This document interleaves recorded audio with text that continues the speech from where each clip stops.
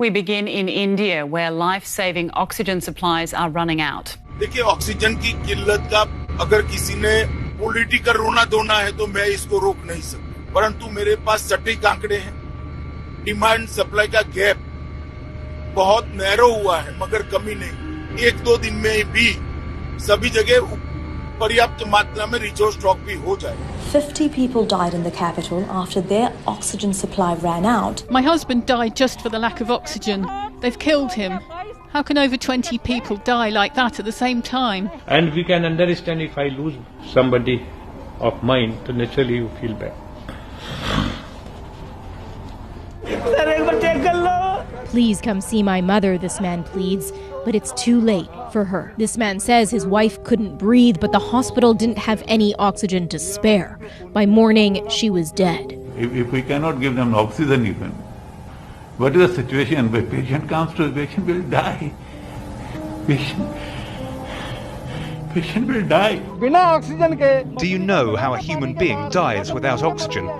Have you seen a fish out of water? This is unimaginable. They are all human beings. They were my patients. They were my responsibility. They came on faith of Dr. Baluja and Jaipur Golden Hospital. But what Dr. Baluja doesn't have is oxygen in his hand. And where we failed, the only element which was to be contributed by the government, oxygen. That's the one factor which failed. And this is a never-ending thing. It happens every day. This today is one of the worst days. And I'm really sorry, but it's overwhelming and it's very depressing and it's very... I'm sorry I cannot go on, but I just want to highlight it's a sad state of affairs. I'm sorry. First of all, I think it's too much of an anxiety for healthcare workers to live from one oxygen cylinder to another oxygen cylinder. We can't just live like that. We can't live under so much of pressure because we are at the front line and we need oxygen. Yeah. Of course. Let me just give you some statistics, hard statistics, and I think it is important for everyone to know that oxygen, what you are trying, she is trying to convey that there is a shortage of oxygen. Yes, it may have created some shortage for a couple of days, but I'm sure that going forward, all these issues are being addressed and no situation is in control. And I would say that I lost 3 patients yesterday, and all the hospital have lost 3-5 patients. Due to lack of oxygen. So yesterday, the Chief Minister of the largest state in India, where the maximum number of cases are being reported, has said that anybody who tweets about lack of oxygen in the state, their properties will be confiscated. No. This is going to peak. When it will peak, we will have 4 times of patient now at that time. We barely need oxygen. Otherwise, we cannot save patients.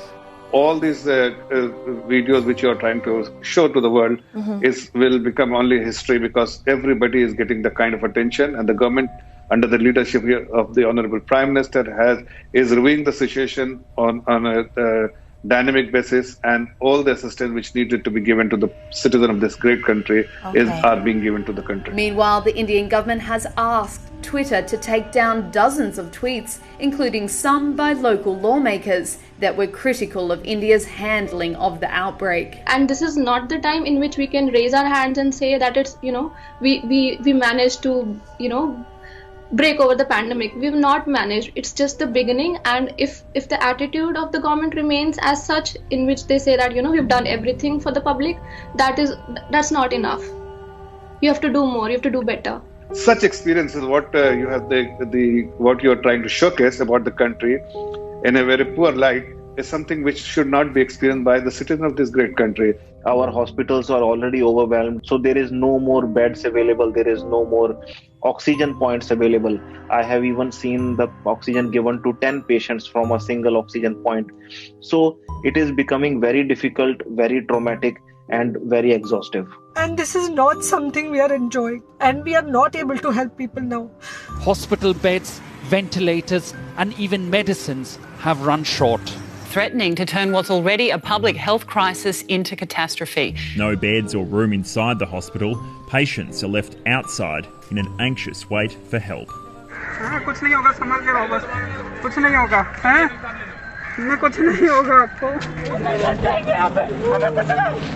Families are getting increasingly desperate. Patients continue to arrive at hospitals struggling to breathe, needing urgent treatment. But the health system is close to collapse.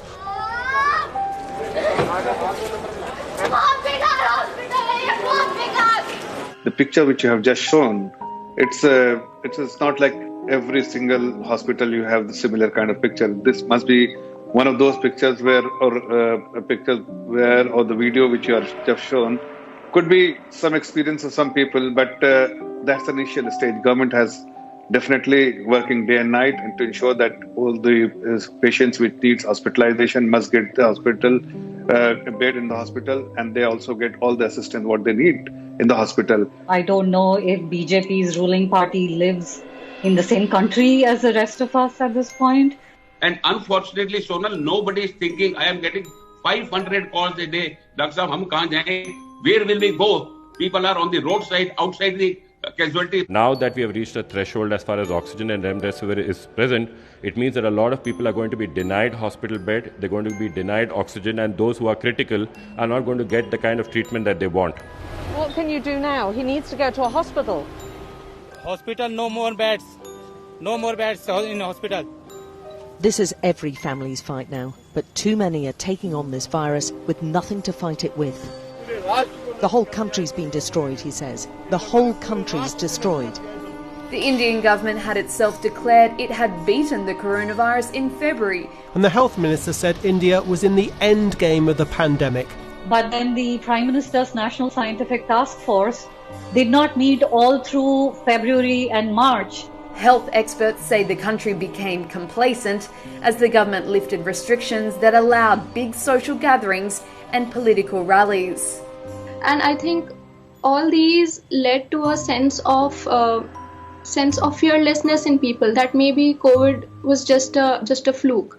It's over. That's the message that people got, and I think that's the main reason for a huge surge this time, and it's beyond our control. The situation today is so bad. I can't imagine what will happen in the coming days. So what will happen in the coming weeks? So I'm really afraid this time that it has gone out of control. And I've never seen this kind of a crisis situation, and I hope that nobody else sees it. We are in the midst of one of the most grievous challenges our country has faced since the partition. ये बीमारी हो सकता घातक हो, लेकिन इससे भी ज्यादा घातक है सिस्टम जिन्होंने हमें डरा दिया. Even if now some active interventions was not done, then it will result into the worst crisis of the century.